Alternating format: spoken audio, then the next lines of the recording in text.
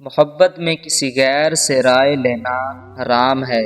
جس طرح اللہ پاک نے ماں باپ، بہن بھائی کے حقوق رکھے ہیں، اسی طرح بیوی کے بھی حقوق ہیں۔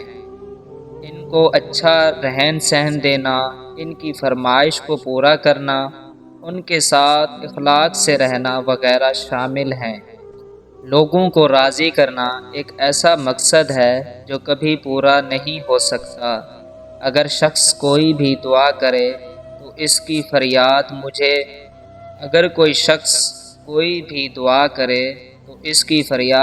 مجھے تک مت آنے دینا، اور اس سے اس وقت تک یہ چیزیں دور رکھو جب تک یہ بیوی سے معافی نہ مانگ لے اور وہ معاف نہ کر دے۔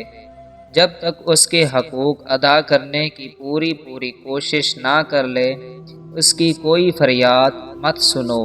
نفسیات کہتی ہے کہ کبھی بھی کسی کو دکھ مت دو، کیونکہ معافی مانگ لینے پر بھی دل میں درد ضرور رہتا ہے، جس طرح دیوار میں سے کل نکالنے پر سوراخ باقی رہتا ہے۔